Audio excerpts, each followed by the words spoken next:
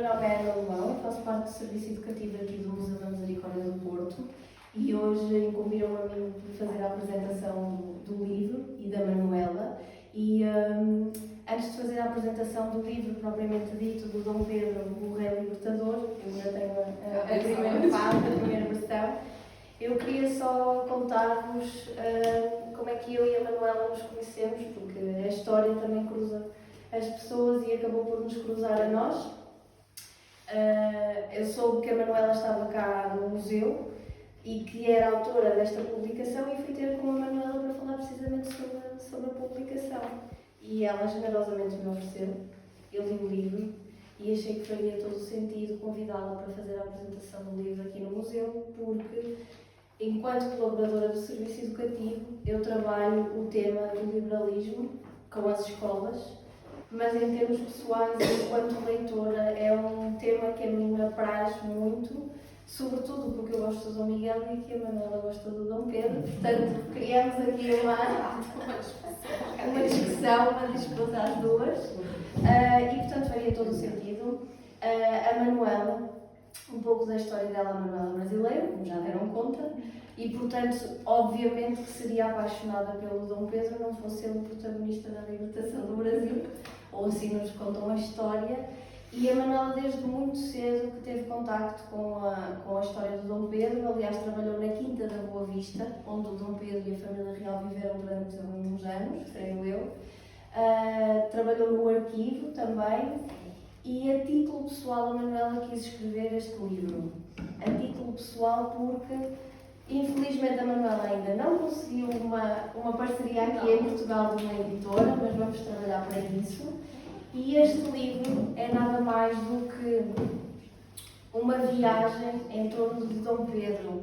Mas não é o Dom Pedro que nos contam na escola, o Dom Pedro o Imperador. É o Dom Pedro o homem, o pai, o amante, o marido, o filho e o irmão também, porque aqui no livro nós descobrimos uma relação dos irmãos que não nos é contada. Na escola contam-nos aquilo que é a Revolução Liberal do Porto, mas estes meandros da família passam-nos um bocadinho ao lado e por isso é que este livro é um tanto ou quanto intimista. E a própria Manuela assim o diz, que se tornou quase que amiga destas personagens e que chorou com eles.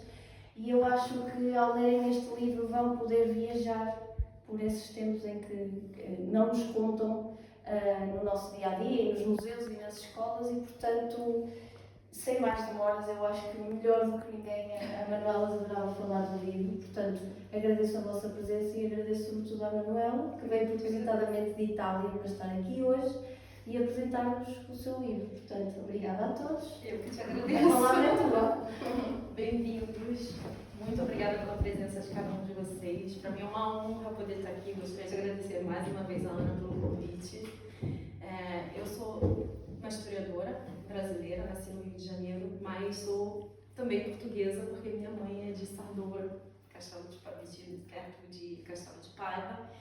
Então, como Dom Pedro, sinto esse amor tanto pelo Brasil quanto por Portugal, principalmente por essa parte aqui do Porto. E esse livro ele nasceu justamente dessa minha paixão desde pequena por Dom Pedro. Quando eu era pequenininha, meu pai levava a gente sempre para a Quinta da Boa Vista. Não sei se alguém aqui já foi ao Brasil, já conheceu o Palácio da Quinta da Boa Vista. Tiago. E tem assim lagos, é um lugar extremamente bonito, um jardim lindo. E atrás, do lado da Quinta da Boa Vista, tem um zoológico. Então, quando nós éramos pequenos, meus pais levavam a gente para fazer o piquenique e para o zoológico eu dizia, mas eu quero ir lá, no palácio.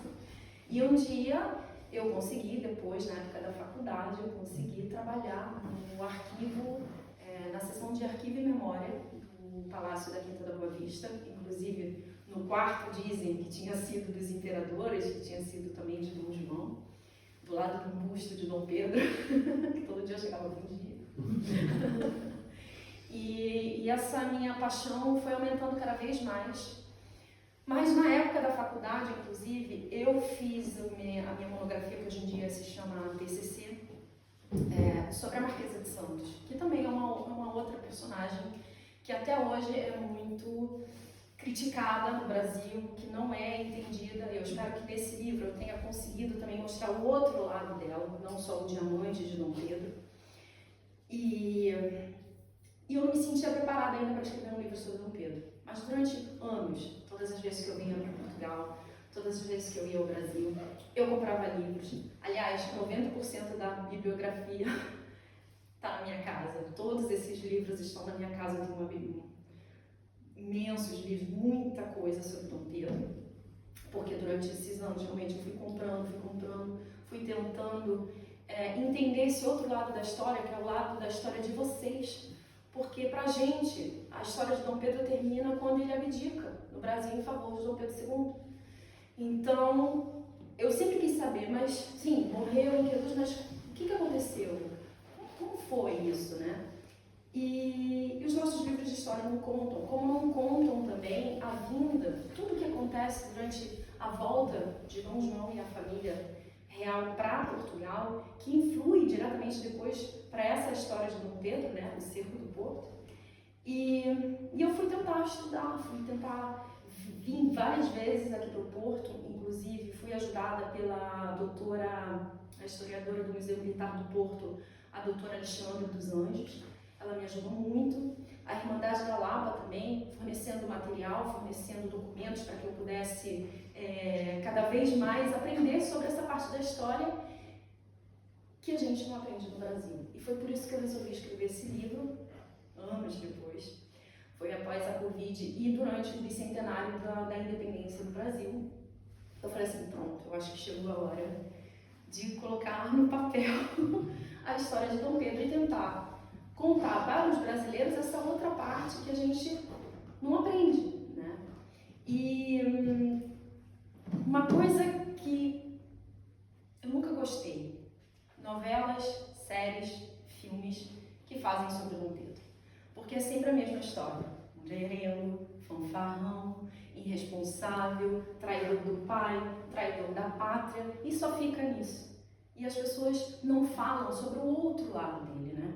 O outro lado do Dom Pedro, o que ele fez pelo Brasil, o que ele fez por Portugal. Ele foi muito mais do que só um mulherengo, ele foi muito mais do que isso, né? Então eu tentei, com esse livro, mostrar esse outro lado. Até porque no Brasil, infelizmente, nem todas as pessoas têm a possibilidade de ir à escola ou de aprender. As pessoas não têm paciência para ler, sobretudo um livro de história, porque, né, é complicado, a nossa história é complexa, ela é grande, então você pegar um livro de história, você ler, de repente, se você não gosta de ler, é cansativo. Então o que eu fiz? Eu resolvi contar essa história em forma de romance. Por quê? Porque desse jeito era mais fácil para que a pessoa pudesse aprender, porque o que está aqui é 100% história. Tudo documentado, todas as cartas, todos os decretos, toda a documentação que vocês encontram aqui são verdadeiras, 100%. A licença poética ficou justamente para os diálogos, porque eu não estava lá, mas são todos coerentes com o contexto, né, do que está acontecendo, as discussões que são feitas. Então, eu tentei ali mais ou menos imaginar uma discussão entre Dom Pedro e a Leopoldina sobre quando chegaram os decretos dizendo que as cortes queriam que ele voltasse para Portugal, por exemplo. Então, essa foi a parte da licença poética. Mas aqui está 100% de história verdadeira, contada numa forma um pouco mais doce, que era essa parte do romance. Bom, dito isso, o que eu tentei fazer nesse livro foi realmente trazer à tona, como a Ana explicou, esse outro lado de Dom Pedro, né? Ele foi militar, ele foi um grande pai, ele amava Dom João muitíssimo. Então, às vezes, quando eu escuto as pessoas falando, mas Dom Pedro traiu Portugal, Dom Pedro traiu a pátria, quando fez a independência do Brasil. Mas eu não sei se vocês assim, aqui também estudam da forma que a gente estuda no Brasil, porque no Brasil o que se sabe é que Dom João, quando estava para voltar para Portugal, ele dá esse conselho ao filho, ele diz, faz você a independência, porque você é meu filho e me há de respeitar, e não deixe que seja um aventureiro qualquer, porque ele sabia que isso ia acontecer, de uma hora ou outra isso ia acabar acontecendo. E então Dom Pedro, eu não acredito que Dom Pedro tenha traído a pátria, primeiro porque ele teve esse conselho do pai, segundo porque as cartas trocadas entre eles, muitas delas estão no livro. Dom Pedro praticamente escreveu uma carta por dia ao pai, explicando a situação que estava acontecendo no Brasil. Aliás, em algumas delas ele implora que Dom João mostre essas mesmas cartas para as cortes. Ele diz, pelo amor de Deus, a coisa aqui está ficando feia, as pessoas estão querendo que eu faça a independência. Na verdade, no início, a gente não queria a independência, nós queríamos apenas continuar como Reino Unido. E as cortes queriam que o Brasil voltasse à condição de colônia, o que era impensável, a gente não ia retroceder, né? Então, eu acredito que o que acabou causando a independência do Brasil também foi muito essa pressão das cortes. Dom Pedro não sabia o que fazer. E nessas cartas ele realmente pede ao pai, são várias, tem muitas cartas aqui, que ele fala que, se vocês permitirem que eu leia uma, ele fala que em 15 de dezembro de 1821, ele fala, meu pai e meu senhor, hoje soube que por hora não fazem representação sem que venham as procurações de Minas e São Paulo e outras, e que a representação é deste modo segundo ouço, ou vai, nós nos declaramos independentes, ou fica, então continuamos a estar unidos e seremos responsáveis pela falta de execução das ordens do Congresso. E demais, tanto os ingleses europeus como os americanos ingleses nos protegem na nossa independência no caso de ir Sua Alteza. Torna a protestar às cortes e a vossa majestade que só a força será capaz de me fazer faltar com o meu dever, o que será o mais sensível neste mundo. Ou seja, ele falou, ele dizia para Dom João exatamente tudo o que estava acontecendo no Brasil. Ele escreveu uma carta por dia, é engraçado, porque dia 14, dia 13, dia 15, as datas assim, óbvio, não existia o WhatsApp naquela época, as cartas levavam 3 meses para chegar, 3 meses para voltar, então era impensável que o Brasil fosse governado de Portugal. O que eles queriam simplesmente é que Dom Pedro ficasse no Brasil, que ele fosse governado no Brasil, mas continuando como Reino Unido. Mas aí as coisas se precipitaram, infelizmente. Dom Pedro tinha essa desconfiança muito grande das cortes. Ele era uma pessoa extremamente vaidosa, né? Ele tinha um senso de justiça também muito grande. E essa falta de confiança nele, as pessoas achando que ele não era leal ao pai, que ele não era leal à pátria, isso tudo mexeu muito com ele. E de um outro lado, existiam os brasileiros, a elite do Brasil, que tratavam Dom Pedro como se ele fosse o salvador da pátria, né? Só o senhor, só a Vossa Alteza pode nos ajudar, enfim. Então fica, olá, bom dia. Bom dia. Então fica Dom Pedro nessa situação incômoda, ele sofre imensamente, né? Para ter que tomar essa decisão. Por isso que eu digo, não foi uma decisão fácil de ser tomada.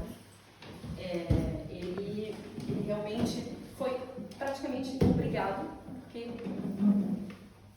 Portugal ia perder o Brasil de qualquer jeito, então que fosse para um Bragança, não era? E Dom João espertamente sabia que se ele fizesse a independência, o Brasil ia continuar de qualquer jeito na mão de um Bragança, porque ele sabia que um dia Dom Pedro seria rei de Portugal e consecutivamente os dois países voltariam a estar sob o mesmo, pelo menos era isso que eu acho que Dom João pensava. Então, devido a toda essa documentação, eu pessoalmente não acredito que Dom Pedro tenha traído Portugal. Depois eu quero ouvir o que vocês acham, o que vocês pensam. Porque ele realmente, eu acho que quem quer enganar não conta, não fala o que está acontecendo, como ele fez, né? Faz mais para o problema. Sem saídas. Bom, uma outra coisa que eu tentei colocar nesse livro e demonstrar é que Dom Pedro, sim, ele era um imperador, ele foi rei de Portugal, mas ele foi também um homem como outro qualquer, mas com uma responsabilidade maior que a dos outros, né? Mas ele era humano, como todos nós. E ele é muito criticado, principalmente no casamento, porque, obviamente, a gente sabe que a nossa primeira imperatriz sofreu muito. Ela era uma menina que se apaixonou por ele, o príncipe encantado, mesmo sem tê-lo visto pessoalmente, pela foto. E ela, sim, criou essa expectativa desse casamento, que, na verdade, era um casamento que tinha sido preparado por duas casas antes, né? Não era um encontro de amor, era uma coisa dinástica. Então, Dom Pedro, na época, inclusive, ele teve que abrir mão de um outro amor que ele tinha. E aí chega a Dona Leopoldina, ele conhece, ele gosta dela, enfim. Mas depois ele acaba se apaixonando pela Marquesa de Santos, que foi o amor escolhido pelo coração, né? E fica sempre nisso. Ele vem sendo criticado muitas vezes com a visão que a gente tem hoje em dia, né, do que é certo e do que é errado, mas ele é produto do tempo dele. Né? Então, quando as pessoas falam, ele era um homem tóxico, ele era, né, foi. Imagina a época que ele vivia, infelizmente, principalmente nas casas reinantes, isso era uma coisa normal, né. Uma outra coisa que se fala também, a gente estava até conversando antes de vocês chegarem, que Dom Pedro é considerado, para alguns, principalmente depois que ele fecha a Assembleia Constituinte de 1823, após a nossa independência, em 22, ele é considerado um autoritário, né?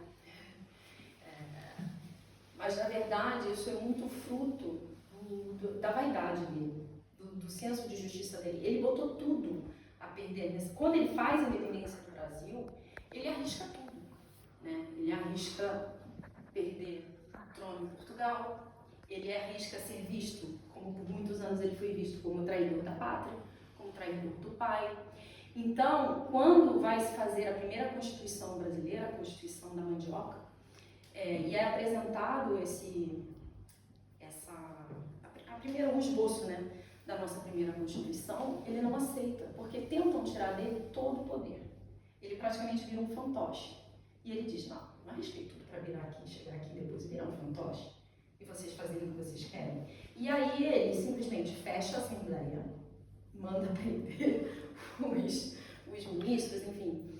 E aí ele depois, ele mesmo vai outorgar a nossa Constituição de 1824, que é a primeira Constituição brasileira, que era muito mais liberal do que a da Mandioca, na verdade. Então, e nessa Constituição tem o poder moderador, que era o poder onde Dom Pedro tinha um poder maior do que todos os outros poderes. Bom, depois, o Brasil está nessa fase de crescimento, o Brasil está nessa fase está nascendo ainda, né? Tá nos primórdios, enfim, e ele conseguiu com essa mão forte manter a união do país. O país é imenso, a gente sabe que o Brasil é muito grande. E numa época onde as republiquetas da América Espanhola estavam todas fazendo a própria independência. Então ele conseguiu, com esse poder centralizador, né, da monarquia constitucional, ele conseguiu manter uno o Brasil numa época cheia de revoluções, né, principalmente naquela parte ali do mundo. Mas depois vem a Guerra da Cisplatina, aí vem também o problema que a imagem dele já estava bem desgastada por causa do relacionamento dele com a Domitila de Castro. Tem a morte da Dona Leopoldina, que acaba morrendo, infelizmente. Ela tinha uma depressão muito grande, inclusive as cartas são todas verdadeiras que estão no livro. E ela conta isso para a irmã. Primeiro ela passa da super apaixonada para depois só reclamar dele, né? Reclamar da corte portuguesa no Brasil, porque ela dizia que tinha muita inveja, muita intriga, e ela se sentia sozinha, e ela se sentia julgada por ser estrangeira, ela não se sentia muito aceita, né?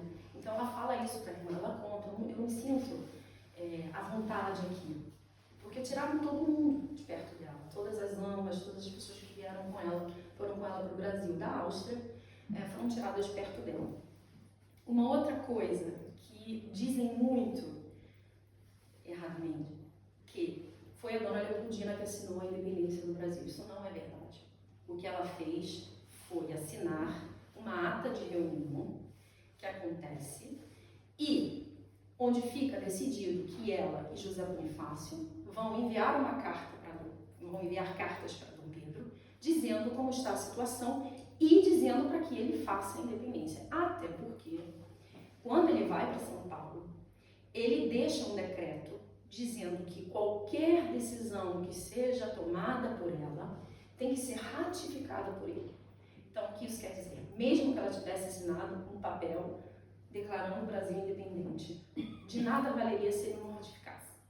Então, assim, Dona Leopoldina foi o braço direito e esquerdo dele. Ela era muito mais preparada do que ele. Ela teve uma importância muito grande na nossa independência. Ela teve, juntamente com José Bonifácio, mas quem fez a independência do Brasil, quem teve a coragem de fazer e de declarar, foi Dom Pedro. Então, assim, eu acho que a gente tem que dar a César o que é de César, né? Então, se ele fez, se ele arriscou tudo, eu acho injusto dizer que foi uma outra pessoa. Claro, a participação dela foi muito importante, mas não foi decisiva.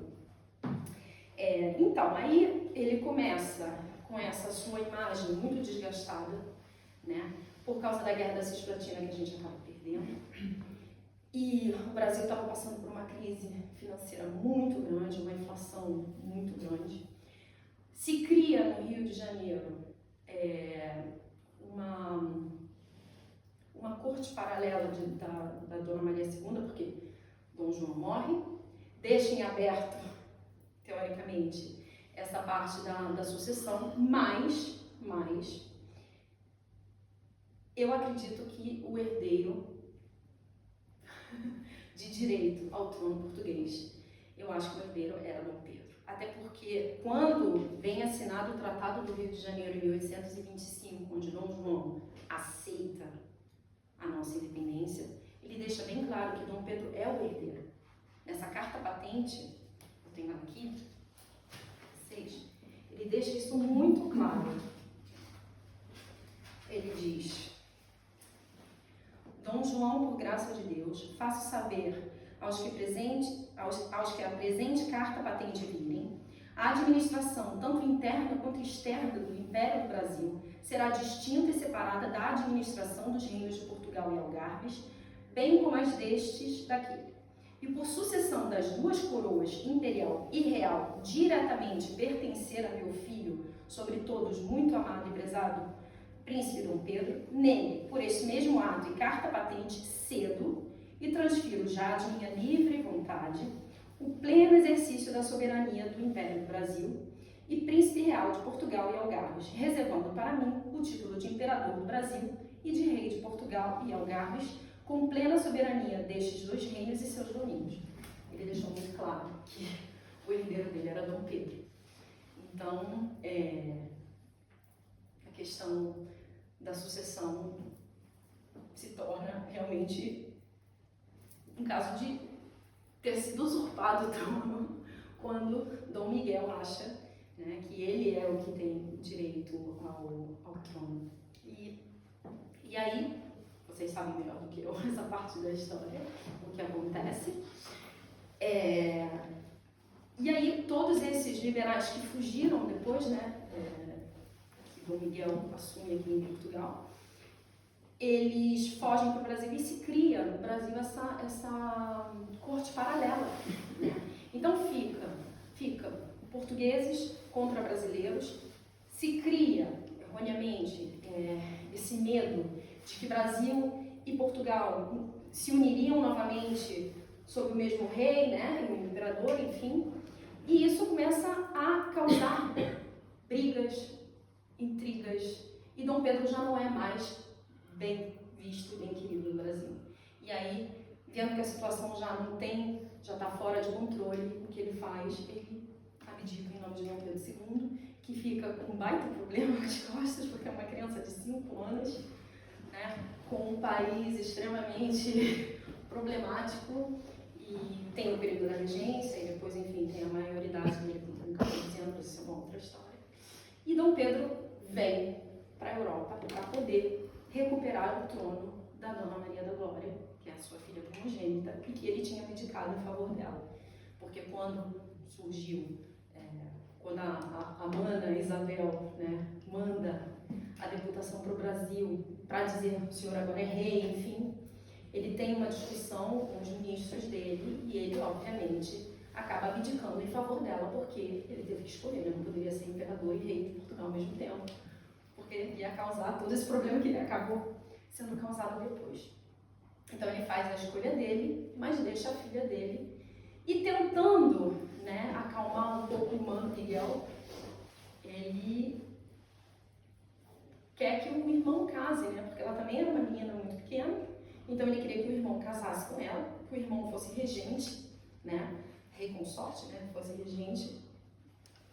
Mas Dom Miguel não queria só isso. São duas personalidades completamente diferentes. Dom Pedro, eu digo que ele é muito filho de Dom João, e Dom Miguel é muito filho de Dona Carlota Joaquina, né. São dois meninos que cresceram brincando pela Quinta da Boa Vista, pelos jardins da Quinta da Boa Vista. Eles, quando eram pequenos, eles brincavam de guerra, né, e essas guerras, infelizmente, mais tarde, acabou acontecendo, e eles tinham os filhos dos escravos, cada um tinha o seu exército, e eles se davam paulada mesmo, e acabavam se machucando, mas eram essas as brincadeiras deles. E Dom Pedro, mesmo durante o cerco do Porto, ele nunca perdeu o amor pelo irmão.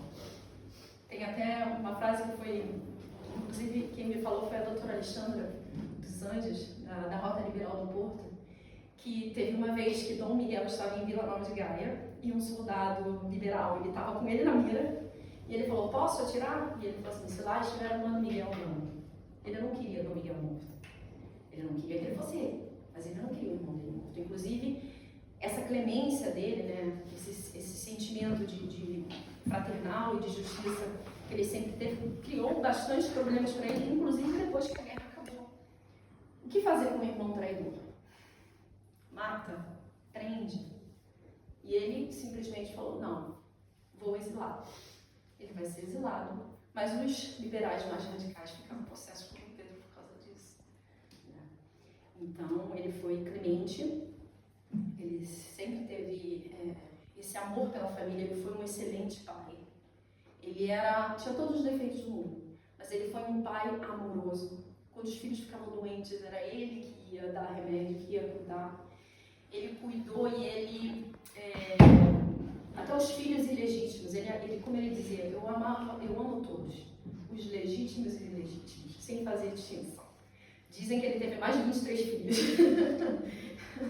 entre todos, inclusive com a irmã do grande amor dele. Ele teve um filho com a irmã da Marquesa de Santos.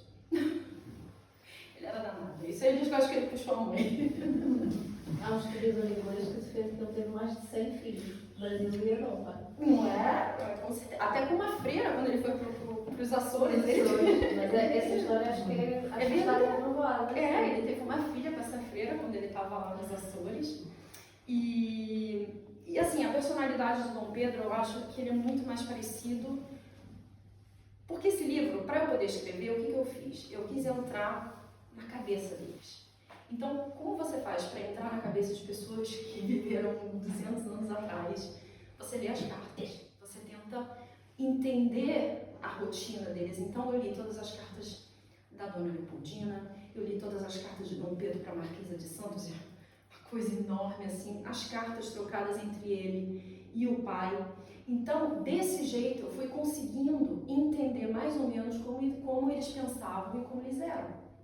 E desse jeito, por isso é que o ponto de vista deles vai baseado nessas cartas. Então, assim, pelo que eu pude entender na personalidade de Dom Pedro, ele era muito mais parecido com Dom João na parte de ser benevolente, de ser clemente, mas ele também tinha uma personalidade muito forte, que era igual a da mãe. Ele era, né, orgulhoso, ele era voluntarioso, né? Então ele tinha um pouco dos dois, mas ele tinha aqueles momentos de raiva, onde ele extrapolava, mas logo depois ele tinha essa percepção e aí ele pedia perdão, ele conseguia, né, gritava. E aí depois ele, não, desculpa, inclusive Leopoldina escreve isso nas cartas, que ele era muito assim, ele gritava, ele era brusco, mas aí depois ele caía em si e tinha essa habilidade de pedir desculpa depois. 2 meninos que foram criados no Rio de Janeiro, né, praticamente. Dom Miguel chegou com 5 anos de idade, foi embora com 18.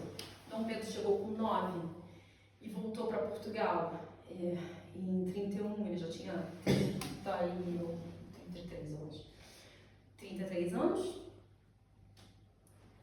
Se sentia mais brasileiro, porque passou mais tempo no Brasil, creio eu. Mas a vinda dele para Portugal fez com que esse amor por Portugal renascesse nele, né? Principalmente pelo Porto. Ele diz, eu sou lisboeta, mas meu coração é do Porto. Ele deixa o coração dele para a cidade do Porto, né? Com agradecimento por tudo que aconteceu, pela cidade nunca tê-lo abandonado, né? Naquele período tão difícil. E esse amor que ele sempre teve também por Dom Miguel. Já Dom Miguel, mais parecido com a mãe, né? Eu acredito que ele tenha crescido vendo o irmão ser do jeito que ele era. Eu acho que não era ciúme, não era inveja, mas assim, eu acho que ele queria ser como o irmão, né? Ele via que Dom João tinha esse apreço muito grande por Dom Pedro, de repente ele queria ser igual, mas ele era muito dominado pela mãe, infelizmente. Não acredito que fosse uma má pessoa, pelo contrário, eu acredito que ele também foi fruto do que acontecia em torno dele e dessa influência muito forte de Dona Carlota Joaquina, né? Dom Pedro foi mais influenciado por Dom Miguel, por Dom João, e Dom Miguel mais por Dona Carlota Joaquina, e infelizmente a história teve esse triste fim, né, de uma luta entre 2 irmãos por um reino, e o liberalismo ganhou. E Dom Pedro deu a vocês também a Constituição, que foi mais ou menos uma revisão da nossa, né, colocada, obviamente, com as necessidades de Portugal. E é isso, gente. Se vocês quiserem fazer alguma pergunta ou falar da versão de vocês, o que vocês acham dessa história. Eu acho que posso abrir aqui as hostilidades, até porque eu li o livro e deixei aqui algumas dúvidas, mas falavas da relação do pai e filho, e na verdade ao longo do livro dá para perceber que existia, para lá de todas as regras da coroa entre o Dom Pedro e o pai, o Dom João, e através das cartas nós conseguimos perceber esta relação que eles tinham, porque era mesmo uma relação de pai e filho à luz do que hoje conhecemos como aquilo que é pai e filho. Mas também era uma relação de irmãos, e eles foram mesmo vítimas daquilo que aconteceu. Primeiro os pais não eram um casal, não é? Porque a Carlota e o Dom João viviam separados. Aliás, há quem defenda que o Dom Miguel não era filho do Dom João, eu não sei se só provou. Mas eu deixo no ar no livro, eu digo, ele era o filho do amor. Então a gente... Aliás, não era só o Dom Miguel, os últimos filhos da Carlota, eu acho que o Dom João não acreditava na paternidade, não é? Mas acho que o facto de colocar as cartas à letra no livro dá para perceber os meandros de toda esta história, porque no fundo nenhum deles queria para além da Carlota Joaquina, nenhum deles queria uma guerra, não é? E isso que contaste também da questão deles se protegerem está mais do que comprovado, porque o Dom Miguel do lado do rio e o Dom Pedro deste lado sabiam que se um ou outro estivessem em determinado ponto não iriam bombardear, e isso era de um lado e do outro. O Dom Pedro protegeu o Dom Miguel e o Dom Miguel o Dom Pedro, portanto... Que na verdade não existia esse, né? Infelizmente estavam de lados opostos, né? Politicamente, né? Mas tinha esse amor entre eles, cresceram juntos, brincavam juntos, né? Eu acho que essa rivalidade foi muito criada por causa da mãe, a mãe que influenciava muito Dom Miguel, né? E Dom Pedro sempre tentou essa aproximação, né? Ele não gostava do modo como os pais viviam, ele tinha pena de Dom João, né? Inclusive, quando Dom João vem para Portugal, ele ficava possesso, porque ele dizia que o pai está sendo humilhado pelas cortes, né? Isso não se deve fazer assim. Ou então, quando tem um motim no Rio de Janeiro, em 1821, antes da volta Ele é um liberal, mas ele é um liberal que ele tem um pezinho, né, ainda O que também está comprovado. não é? Ele era liberal até certo ponto, né? Mas ele ficava possesso que o pai fosse obrigado a fazer coisas do jeito que as coisas foram colocadas, né? Então ele tinha esse lado protetor em relação à família, em tudo. E a vida toda ele quis ser o preferido da mãe também. E ele não conseguiu. Então porque eles tinham esse temperamento muito parecido, né, explosivo, ela não conseguia dominá-lo como ela conseguia com Dom Miguel. Então isso fazia com que o atrito fosse maior entre ela e Pedro. E é isso, mas ele tinha muito esse senso de família, por isso que eu acho que ele tentou ser o melhor pai possível para os filhos dele. Inclusive os Esta é uma questão que eu adorei ler.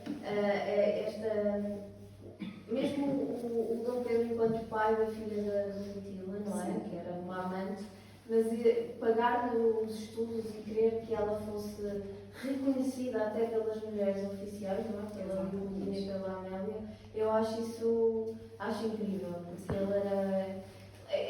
São partes da história que não nos são contadas, não é? Ele é muito mais do que o imperador ou do que o rei, e acho que valeu a pena. E ele realmente não queria que os filhos pagassem pelos erros dele, né?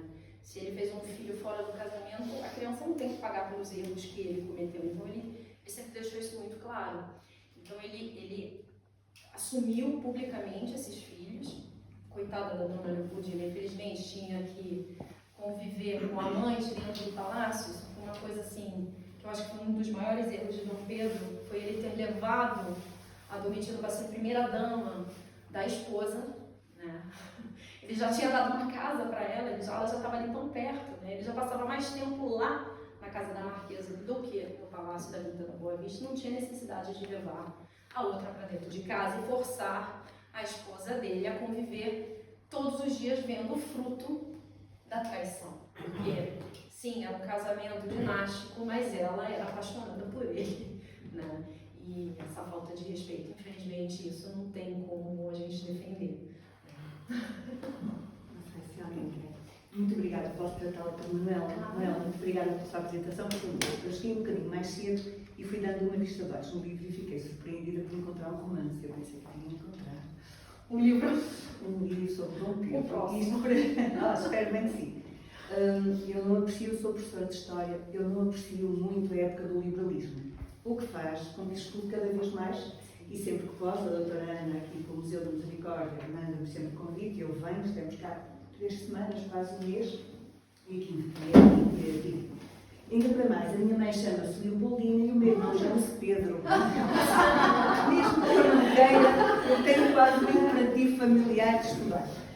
Gostava só de dizer também que o nosso programa de História, já não falo do básico, mas do secundário, manifestou essa pena de não conhecer a nossa história quase a partir de 1822, mas tranquilizo que nós também estamos muitíssimo pouco a vossa história a partir dessa data. Eu estou um bocadinho em contracorrente aqui com a doutora Ana, porque eu não sou muito partidária do Miguel, não partilho muito do amor que ele tem ao absolutismo, para não dizer nenhum, nem da sua mãe. Ainda outro dia, quando cá estivemos, foi uma atividade muito interessante do Museu do Tesouro Real, e caiu um quem, era uma atividade que nós fazíamos entre os assistentes, e a mim quem é que me calhou? A dona Carlota Joaquina. Mas, é engraçado, eu disse o que tinha a dizer sobre a senhora, e um assistente disse-me, mas deu a entender que eu tinha uma visão muito radical da senhora, e eu fui para casa e disse, um bocadinho mais a dona Carlota, por isso ando aqui quase a inscrição. Muito obrigada pela sua apresentação. Obrigada a vocês, eu fico feliz que vocês tenham gostado. Eu queria só dizer algumas coisas. Eu só agora contei o livro e pelo menos a página 37 já me vem dar algum valor sobre uma ideia que eu tenho sobre a Dona Leopoldina, como é que uma jovem educada nas melhores cortes, na altura estamos a falar de Viena da Áustria, como é que ela embarca numa aventura para o novo mundo. E isso vai-me dar razão com uma palavra que ali está. Houve um interesse por parte da Dona Leopoldina em ir para aqui da Boa Vista. Ela, de uma forma naiva quase, apaixona-se por uma fotografia, E Dom Pedro era conhecido já na corte como tendo uns desvaios, primeiro com uma cantora de ópera e por aí adiante.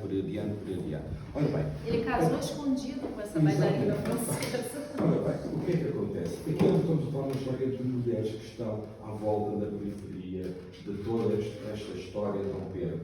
Dona Leopoldina, Dona Miquela de Castro Marquesa de Santos, a Dona Maria II, a Dona Maria de Glória e depois a Dona Carlota Joaquim.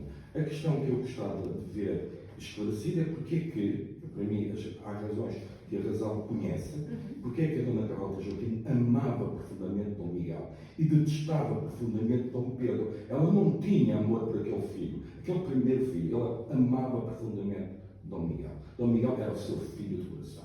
Isso tem uma razão, para mim há uma razão, porque uma mãe que sabe que é mãe de Dom Pedro e sabe que é mãe de Dom Miguel, porque é que ela amava profundamente aquele filho e não tinha uma paixão enorme. E as mães normalmente têm razões para ter aquele algo.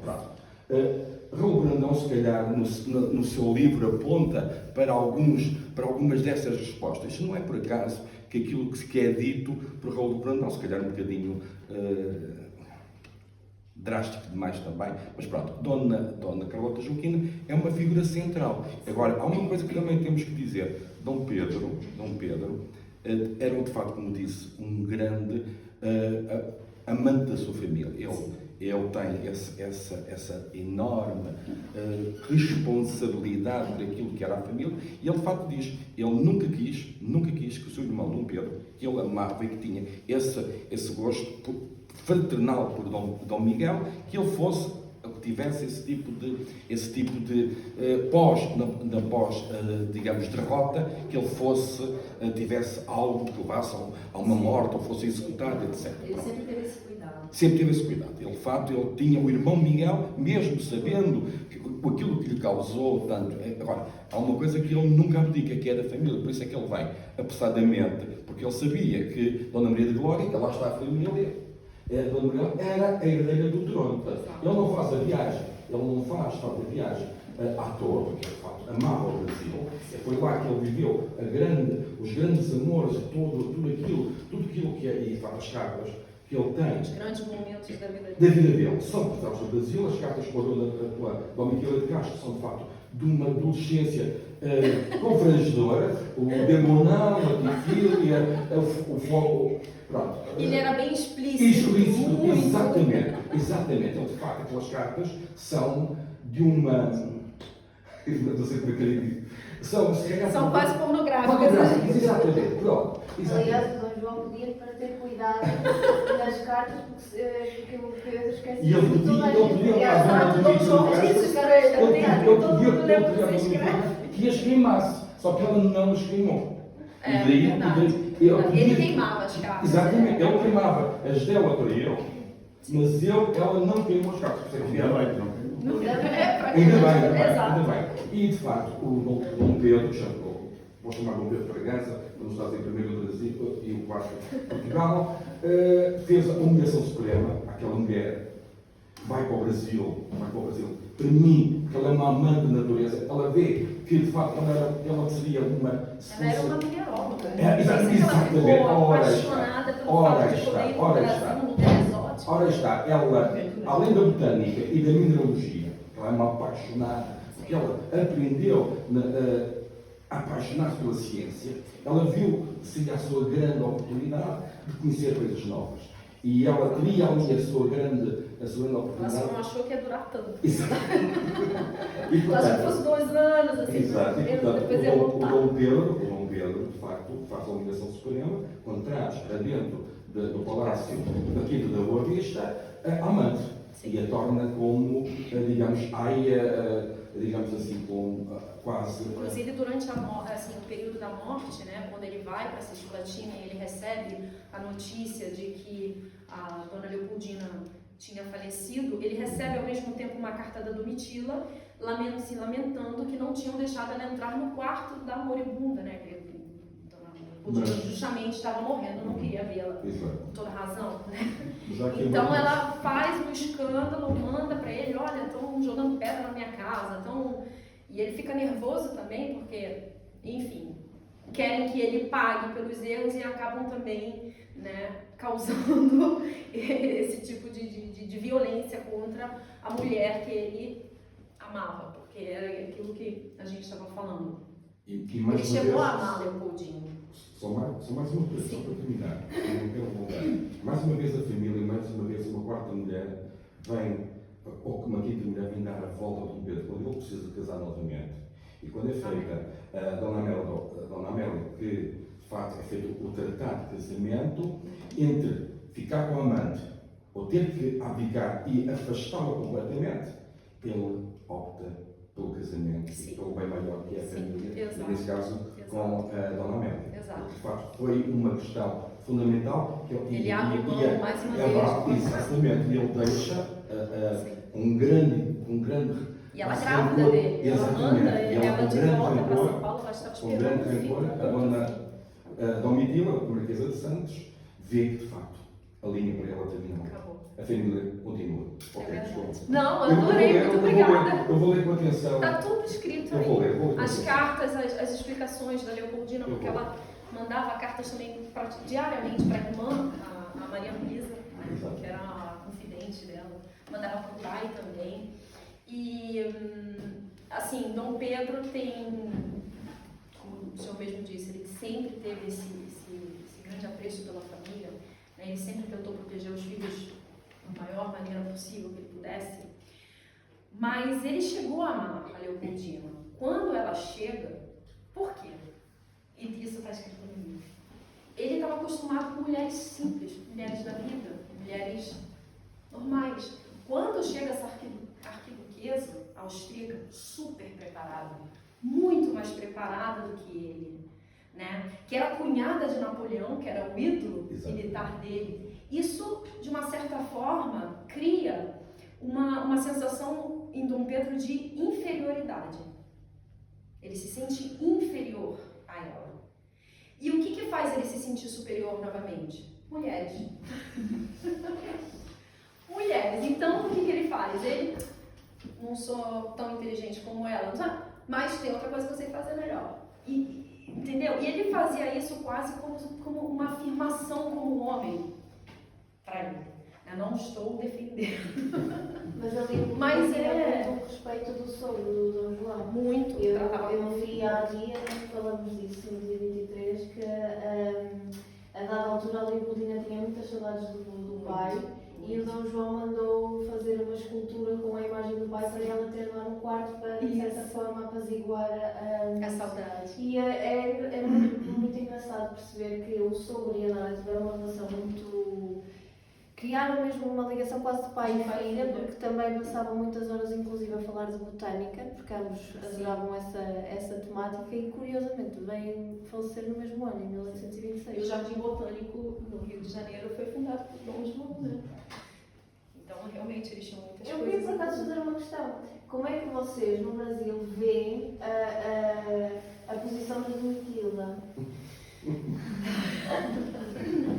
Eu, particularmente, gosto muito da história de amor dos dois, apesar dos problemas que ele acabou tendo, inevitavelmente. E a gente sabe que, infelizmente, a dona Leopoldina sofreu muito por causa disso. Mas o que as pessoas não sabem sobre a Domitila de Castro é que ela foi praticamente uma das primeiras feministas. Ela casou muito nova, ela casou com 15 anos de idade. Ela casou com um homem extremamente violento, extremamente ciumento. Esse homem batia nela. Inclusive, deu facadas nela enquanto ela estava grávida. E foi aí, ela quase morreu, ela perdeu o filho. E foi aí que ela decidiu se separar. Ela sai de casa, ela volta para a casa dos pais dela. E foi nesse contexto que o irmão dela fazia parte da comitiva de Dom Pedro, quando ele vai para São Paulo e acaba fazendo a independência. Foram poucos dias antes da independência do Brasil. Foi no dia 29 de agosto de 1822, o primeiro encontro dos dois. E existem várias versões. O que eu tentei fazer nesse livro foi chegar o mais perto possível da verdade. Quantas pessoas dizem que essa é a versão? Quantas pessoas contam essa versão? Então tem a versão da cadeirinha, que ela está passando com os escravos levando no passeio na cadeirinha. E tem essa versão que é a mais... Tá vindo em italiano. Difusa. Difundida, sim, desculpa, obrigada. Que é o fato que eles estavam em São Paulo e o irmão leva Dom Pedro para conhecer a chácara da família. E aí, quando ele chega lá, ele conhece a Domitila, que pede uma audiência para contar para ele, para pedir que ele conseguisse o divórcio dela. Então, é nesse contexto, e ela conta para ele que ela sofreu abuso, que ele batia nela, que ela perdeu um filho, que ela foi esfaqueada, e ele fica possesso. Primeiro que ele já tinha bateu o olho nela, gostou, se apaixonou. E ele também, com esse senso de justiça que ele tinha muito forte, saber que um homem batia numa mulher, né, isso para ele tirou ele completamente do eixo, né? Então ele tenta de todas as maneiras, a partir desse primeiro encontro, de ter se apaixonado, ajudá-la a conseguir o divórcio, que ela consegue depois. E ela tinha 2 filhos do primeiro casamento. Dom Pedro praticamente adotou a família toda da Domitila. E, enfim, eu não acredito que Dom Pedro fosse influenciado por ela, porque dizem que ela que tomava as decisões, ela que dizia a ele para... Dom Pedro não era esse tipo de homem que se deixava levar, né? Ou que mudasse de opinião porque uma pessoa pediu, assim, enfim, não acredito que... Mas ela era especial. Ela era especial, foi a única que durou, né? Ele teve várias amantes, inclusive a irmã dela. Ele teve um filho com a irmã dela. Mas ela foi a única que durou, né? Que eu acredito que tenha sido realmente o grande amor da vida dele. Porque, justamente, foram 9 anos de relacionamento, quase 7 anos de relacionamento. E ele assumiu os filhos dela, foram os primeiros filhos que ele realmente assumiu publicamente, ainda estando casado com a dona Leopoldina. E aí depois, a Marquesa de Santos, depois da separação, quando ela vai para São Paulo e ela casa novamente com o brigadeiro Rafael Tobias de Aguiar, ela depois, na velhice dela, ela se torna uma mulher extremamente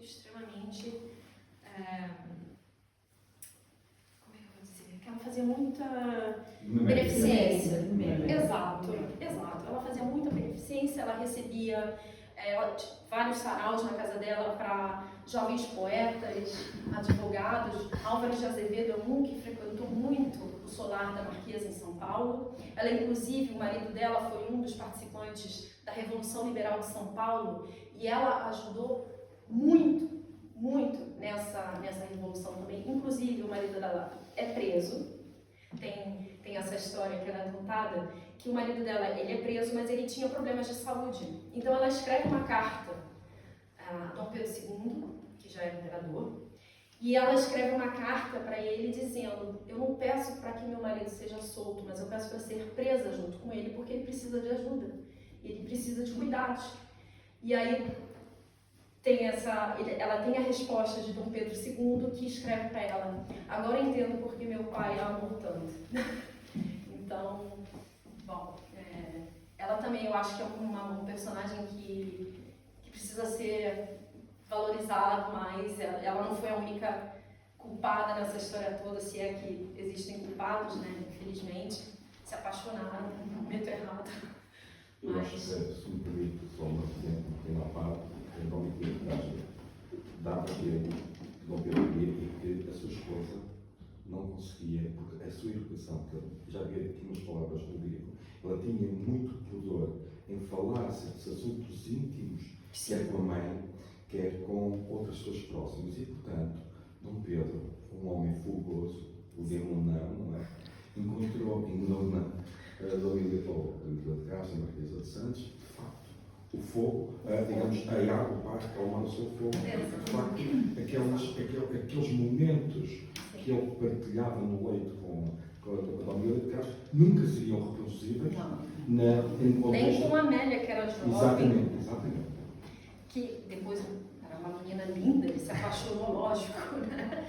fresca, linda, jovem, e mais uma vez ligada a Napoleão, porque ela era neta postiça de Napoleão, ela era filha de Eugênio Beauharnais, que era o filho da Josefina. E mais uma vez ele se encontra, né, com essa ligação com um grande ídolo dele. Então isso tudo fazia com que ele se apaixonasse. Ele se apaixonava muito rápido. Depois se desapaixonava. E por isso que a Domitila foi realmente especial e ela durou por muito tempo. E ele teve que abrir mão desse amor mais uma vez por causa da família, da causa do... Exato.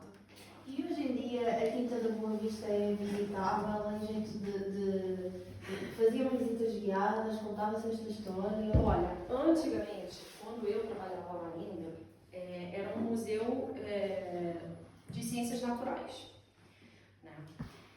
E era aberto ao público, sim.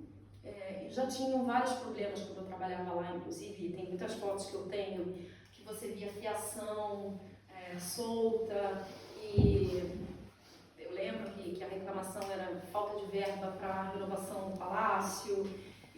E aí, em 2018, infelizmente, o fogo consumiu o palácio e foi tudo perdido.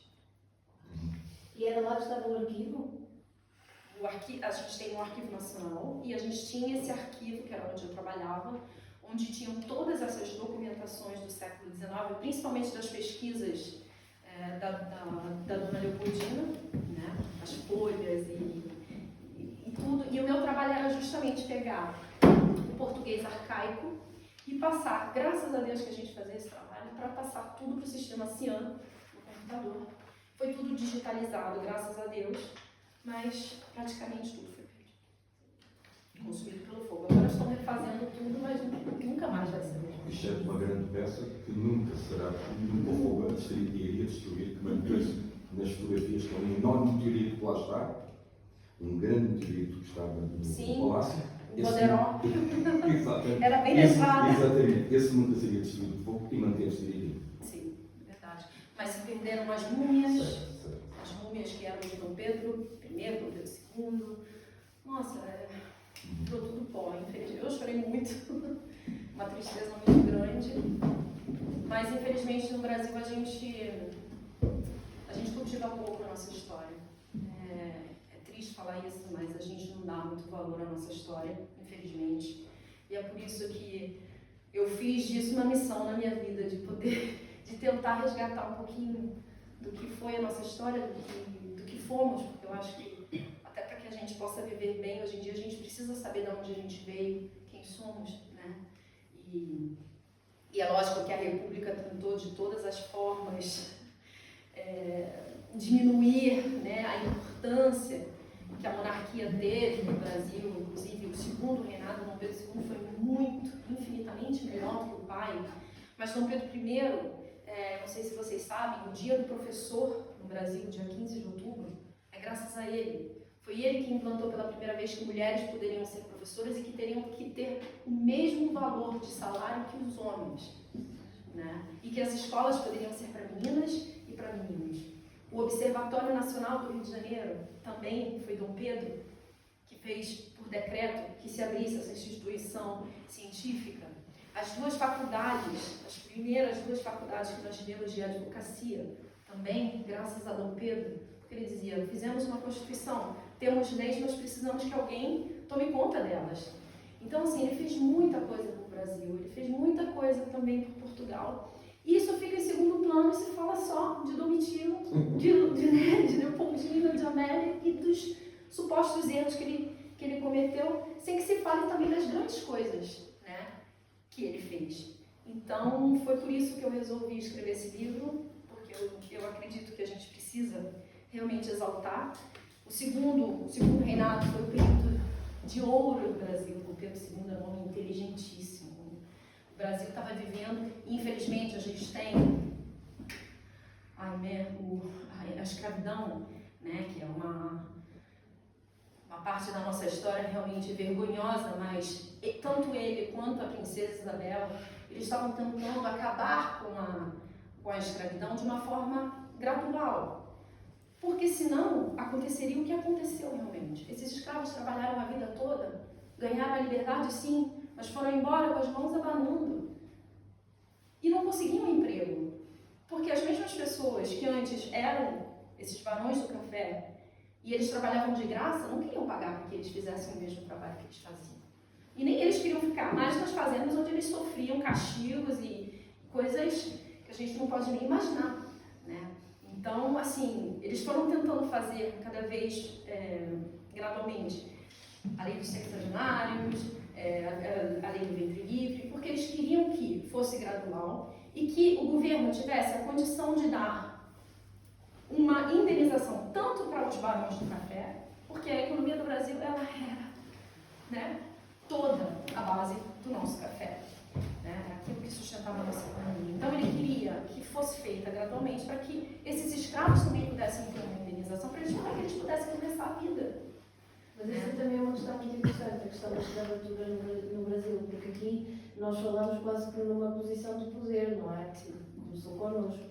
Mas lá no Brasil eu não sei como é que será, como é que em sala de aula se falará desse assunto, porque vocês estão, enfim, um bocadinho na posição de vítimas, não é? Isto pode ter várias interpretações, Mas sofremos muitas pressões. Por que a dona Isabel teve que fazer? Porque a pressão era realmente muita, né? E graças a Deus que ela fez. Infelizmente, foi do jeito que foi. Eles não conseguiram fazer como eles queriam, de dar essa indenização. Mas essa história da liberação dos escravos já tinha nascido na época da independência do Brasil com Dom Pedro e José Bonifácio. Eles já falavam sobre isso, mas na época era praticável, né? Então a coisa foi se estendendo, e nós fomos, eu acho que, o último país da América a fazer a liberação dos escravos em 1888, 13 de maio de 1888, quando vem assinada pela princesa Isabel a Lei Áurea. Mas há que dizer que a proclamação da República, em 1889, não era da República em si, mas era, de facto, os proprietários das fazendas. Sim. Uma forma de dizer que estavam contra a abolição da escravatura. Portanto, vamos acabar com a imperadora. Portanto, foi Uma vingança. Uma vingança, não era com o espírito republicano, de facto, parecia. Inclusive foi ontem, o aniversário, 15 de novembro de 1889, e a gente diz que foi um golpe militar. foi um golpe militar. E o Brasil, infelizmente, está pagando por isso até hoje. Nossa república, né, que do lado esteja muito bem nas pernas. Mas é isso. Estamos ainda crescendo Nós aqui como país. temos ainda os descendentes do lado Dom Miguel. Sim. São Miguel. Clamam os herdeiros da coroa. Sim. E no Brasil? No Brasil nós temos também os bisnetos da princesa Isabel. Os bisnetos dela ainda estão vivos. Dom Bertrand, que é o nosso atual representante. Não, faleceu Dom Antônio, que é o irmão, que era o segundo na linha de sucessão. Eu conheci os três. Você conheceu os três? E o Dom Bertrand é agora o que é o responsável, e ele é bisneto da princesa Isabel. Mas a princesa Isabel, filha de Dom Pedro II. Porque o Dom João tinha uma irmã também, Isabel, não tinha? Sim. É tudo Isabel, né? Era Isabel Maria Isabel, eles não tinham muita... Só Dom Pedro teve. Era Maria Isabel, Isabel Maria. Quando não era Maria Isabel, era Isabel Maria como filha. Mas aqui em Portugal também há muitos que se dizem descendentes de Dom Pedro, portanto... É mesmo? É. Mas sim, a Casa de Bragança hoje é descendência de Dom Miguel. De Dom Miguel, era o Ártico, né? Porque foram assassinados o filho e o neto da Dona Maria da Glória, mas aí não teve mais... Sim, Dom Carlos, o filho mais velho, depois Dom Manuel Luizio casou, mas não teve descendência. Ah, e por isso que entra no Mas também a mãe do Dom Duarte é da Casa do Brasil, também a duquesa da Maria Francisca. Portanto, Sim, a junção dos dois irmãos, o Dom Duarte acaba por ser a união dos dois irmãos. Sim. Ele é bisneto de um, trisneto do outro. E o que ele acha da questão da briga dos... Ele não se manifesta. Melhor ficar calado. Melhor não comentar. Ele é dos dois lados. Não é?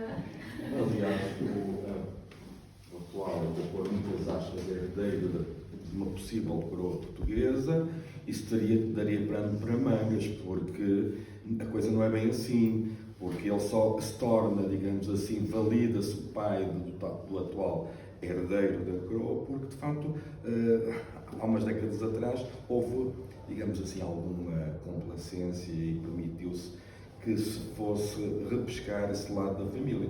Ora, isso não seria assim, isso teria a haver umas cortes e seria muito polémica quem seria de facto o verdadeiro herdeiro da coroa portuguesa. Eu manifesto as minhas profundas dúvidas, aliás, porque ele teve que abdicar e foi para o estrangeiro, não é? O Dom Miguel, esse lado da coroa portuguesa foi banido e só depois a República que, entre aspas, veio a permitir que ele regressasse. Já estávamos até no Estado Novo. E, portanto, eu tenho muitas dúvidas que ele, alguma vez, este lado da família real dos Bragança viesse a ser herdeira da coroa portuguesa. E vocês acham que a monarquia poderia funcionar em Portugal hoje em dia? Não, mas há muitos monárquicos por aí. E você sabe que ele está crescendo muito no Brasil?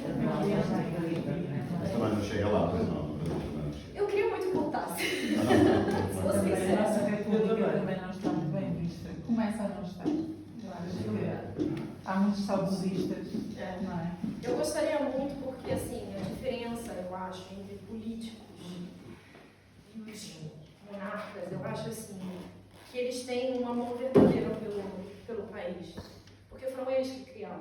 Então você tem essa ligação muito grande com o lugar, com a história, né? Foi Dom Pedro, meu tatara, né, que fez. Então, assim, tem um comprometimento maior com o país do que um político que faz as coisas só por interesses próprios, muitas vezes. Eu não sei como é que é aqui no Brasil. O Brasil não precisa nem ser monarquia para ser absolutista, mas isso é outra história.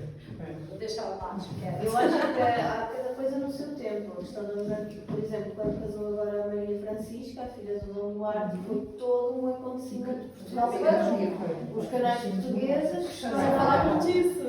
Foi todo um acontecimento que eu acho que hoje, à luz dos dias de hoje, já não faz sentido. Mas há um imaginário, Não sei, há uma magia as revistas, cor-de-rosa. Eu, por exemplo, há uma magia por trás. quando vou ao Palácio da Saudades da Vila das Coisas Boas, Sim. sempre falando das coisas boas. Eu acho que é isso, não é? Sempre enaltecendo o Estado Exato. e o país, Exato. e não a personalidade. E quem é que seria de acordo que voltasse a monarquia? Embora me sinta. Quem são os candidatos? Eu sou Para mim o problema é esse. Exatamente. Não é só escolher a monarquia, que é só monarquia. Eu acho que Portugal tem uma dívida de gratidão com a monarquia. Portugal é o que é cuidar da monarquia, mas seria muito complicado assumir uma entidade iluminada por Deus que reinasse e conduzisse o país. Uma história, não tem esse estudo. Acabam pensando por si. E, infelizmente, a gente tem um problema sério. a não ser que fosse como a Inglaterra, que é só uma figura que ali está, mas que Mas Se uma não conseguisse monarquia um discurso, já Sempre, obviamente, a monarquia constitucional nem pode Não podia. pode voltar no poder. Nada diferente e mesmo assim. ninguém gostaria de O imigrante. O imigrante. Não é, o parlamento, não sei se o parlamento, a monarquia parlamentar pudesse funcionar no Brasil, porque aí teria a figura do primeiro-ministro.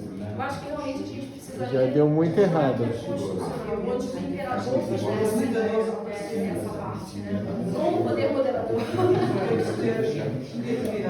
o poder moderador, para que ele pudesse controlar justamente esses políticos que não têm o mesmo comprometimento. Mas é um bocadinho por aí.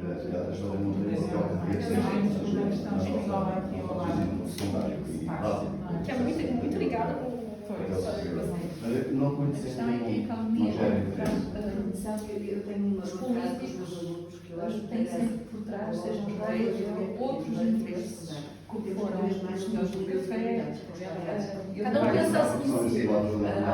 Eu trabalho na Alexandre, eu tenho uma exposição de automóveis e há um catálogo que tem um automóvel que o presidente É por isso que não é bom morar fora nada. eu não quero acreditar que E já me ensinaram a as famílias que era uma república, mas também existia, como a Católica. E o prefeito foi o primeiro nordestino protestante, mas teve pouco tempo, foi também a lista das histórias, não é? Mas a filha não foi o primeiro presidente negro? A gente está querendo devolver o Brasil para Portugal. Estava melhor como estava, estava melhor com vocês. Hoje, o modelo atual seja aplicado no tempo, que é preciso tempo, e eles não estão com essa montanha capacidade de obra. Sabe que eu estou numa Sim, ligeira. quando ele vai para cima, Ela tinha a ligeira expressão de memória. Eu gosto muito do português. Ela era um bocadinho por atrás. Pode ter. o absolutismo na Santa Aliança, no coração da Santa Aliança.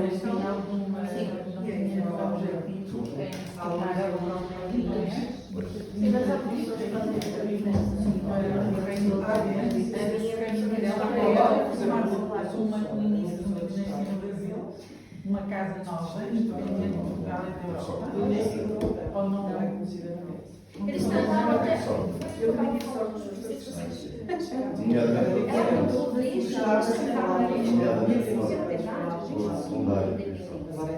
O que acontece é que quando as cortes começam a pressionar Dom Pedro e começam a pressionar o Brasil, porque eles queriam que o Brasil voltasse a posição a coisa desandou, mas na verdade o que a gente fez era só continuar com o Reino Unido.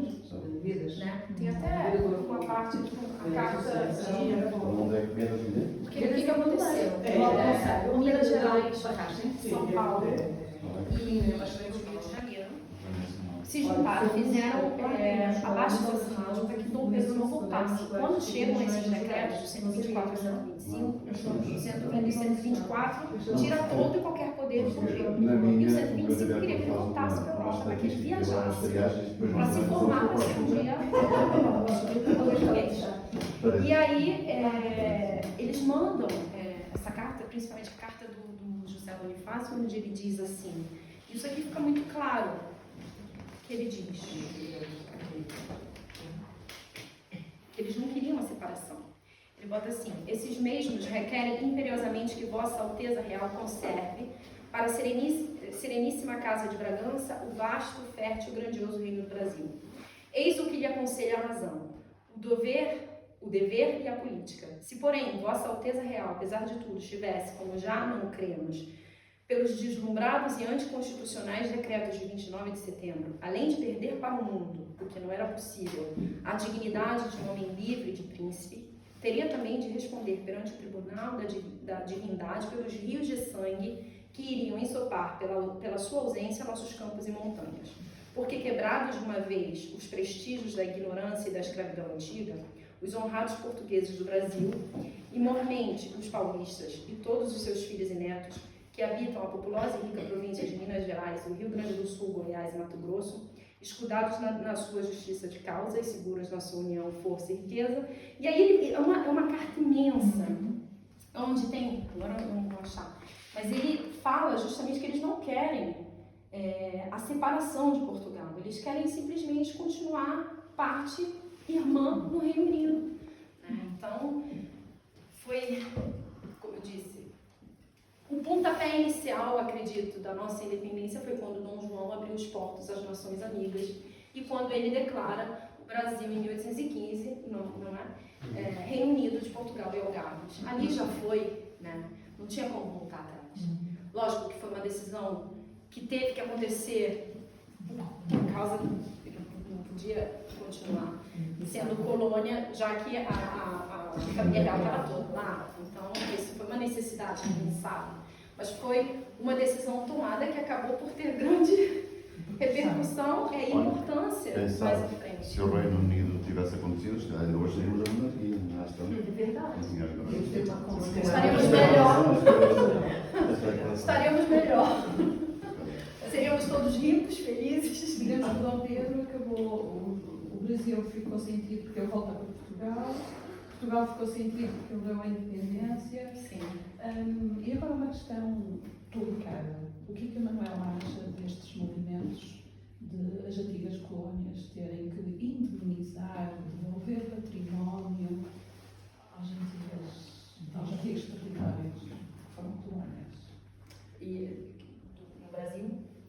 às vezes mesmo aqui já pensava O em ex-colonizador relação à África, em relação a compensar os ex-colonizados pelos maus feitos. deveríamos Essa devolver é a o ouro que trouxemos do Brasil. Aqui é Santa Casa. Mas o ouro está na Inglaterra. Realmente, sério, Este espírito de agora, não é? de nada. Não seríamos quem somos se os portugueses não tivessem chegado ao Brasil. É um complexo mal. Poderiam ter sido os ingleses. Gente, eu amo ser parte de Portugal. Eu amo falar em português. Nós somos o único país da América do Sul E os que franceses? fala português. Apesar das pessoas sempre vocês falam brasileiro. Não, nossa língua portuguesa tem muito. Sempre vai haver o brasileiro ou não? Oi? Não há um praia a dizer que vai haver uma nova língua que é o brasileiro. Deus me livre. Mas fala-se, já se fala. Já está na net, portanto. Na É Itália, o me perguntam princípio da sempre, coisa. você fala brasileiro? Não, falo português. Mas não há uma praia As a pessoas não autonomizar a sabem. língua. Aí não. Cadê o australiano? Mas é assim, Pois. tem essa questão. Inclusive, eu Mas já vai no livro para a organização da língua. Sim. Só faltava depois Ou derrubar, ou derrubar Depois Estado. do acordo, agora e o brasileiro e o português ficar brasileiro. os editores, coisas que se passaram. A história é boa. Sim, não é que a gente vai exaltar E o português fica teoricamente brasileiro. governado. Mas se somos quem somos é porque passamos por tudo isso. Então eu acho que derrubar estátua, isso não existe. Né? Inclusive em São Paulo picharam a estátua da princesa Isabel. Existe essa questão também que agora dizem que você tem que pagar porque os meus ancestrais foram escravos. Não fui eu que escravizei ninguém. Então eu não posso pagar por isso. Eu não tenho culpa disso. Eu não era nem nascida naquela época. Então fica essa cobrança muito grande com roubaram o ouro do Brasil. Não, o ouro era de Portugal naquela época, porque o Brasil fazia parte de Portugal. Então, era de Portugal. Não existe isso. Eu acho que... Esse é o problema de interpretar sempre o passado como os valores do presente. Exato. Não resolver porque Naquela época era de vocês, não era nossa. Não eram os livros. Então, é uma questão que, sinceramente, eu acho que caso contrário, também teríamos que devolver todos os escravos que foram retirados das suas terras em África. Não é? Teríamos que devolver a África àqueles que hoje estão, não é? Vivem na América e vivem espalhados pelo mundo e que seria uma restituição de espólio, quer dizer, por favor, é inimaginável. É um trabalho que não é incomensurável. Nem estou a ver a Espanha devolver o ouro à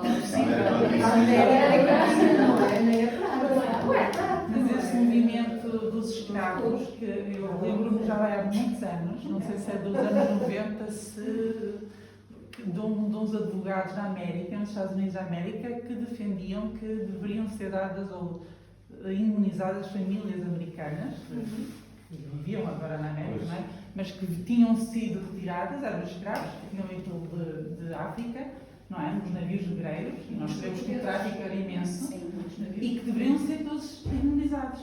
E eu acredito que eu lembro-me de estar a ler essa notícia e ter ficado assoberbada com a imensidão de informação que aquilo representava. E aquilo deve ter simplesmente caído. O Paraguai também estava pedindo uma indenização ao Brasil por causa da guerra do Paraguai. Pois é, quer dizer, qualquer dia. Solano Lopes que não tinha que ter. Sim, Entrado em guerra com Pedro. Íamos às origens das origens, quer dizer, não havia possível. Começa-se com uma questão de valores e depois transforma-se em dinheiro para a gente. Exato. E a gente que tem que pagar pelo erro dos outros. Não, eu acho assim, horrível essa coisa. Então, inclusive a estátua do bandeirante, eu esqueci o nome dele. Borba Gato, que era um bandeirante. Então, aí, não, mas ele era... tinha escravos, ele era... Só concordo que aquilo lá já era uma atrocidade, é feio demais. Não, a estátua era feia, mas derrubar a estátua... Mas em Lisboa, há pouco tempo, não destruíram para ficar a estátua. António Vieira, na escrita, era, penso, contra a escravidão. Mas a estátua acabou. Não é? A questão da ignorância, ou mais que a ignorância das fake news, das versões que circulam e apoderam-se certas. Mas Mas respondendo também a tua pergunta sobre a Leopoldina, ela foi criada dentro do absolutismo Puro. no coração da Santa Aliança. Então ela tinha, no início, muita dificuldade. Ela detestava quando Dom Pedro começava a falar sobre as ideias liberais dele, né?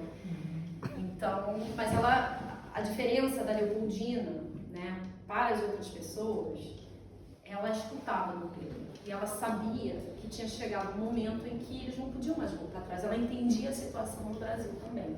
Então, mesmo não concordando muito com as coisas, ela não via outro jeito para que o Brasil pudesse seguir. Ela sabia que aquilo ia acontecer. Então, ela manda essa carta, ela assina essa ata de reunião porque ela fica como regente. Mas essa ata de reunião é apenas para essa decisão de poder aconselhar Dom Pedro a fazer o dado está lançado. Essa a frase que ela escreve na carta, falando para que ele está na hora de você colher o fruto, está na hora de fazer o que precisa ser feito. Mas mesmo que ela tivesse assinado algum documento que dissesse que o Brasil está independente, nesse decreto de agosto, ele diz que tudo que ela decidisse, tudo que fosse decidido teria que ser ratificado por ele. Então, se ele não ratificasse esse documento, não valeria de nada, né? Então, é por isso que eu digo, não existe documento nenhum assinado por ela que não seja essa ata de reunião desse dia. Obrigada. Gente, muito obrigada. Mais uma vez. Adorei. Muito obrigada mesmo, de verdade. Eu queria só deixar aqui uma palavrinha de agradecimento, claro, à Manuela e a vocês também, e convidar-vos a visitar a nossa sala. Nós temos uma sala dedicada ao liberalismo. Eu ia perguntar o que é que se faz aqui no trabalho O Dom da Pedro escola. IV foi professor da Misericórdia do Porto e a Misericórdia também enterrou E teve Dom tempo Semarco para ser provedor? durante o tempo do Porto. É professor, não é? Venha cá outro dia que nós fazemos uma visita para vocês. E convidar-vos a visitar essa sala e, claro, o museu. A sala do Dom Pedro é sempre aqui, E sempre em frente. podem trazer cá os jovens? Sim, nós estamos precisamente na sala de serviço educativo em que nós construímos aqui a linha do tempo do liberalismo. A professora aqui já me pode avaliar, já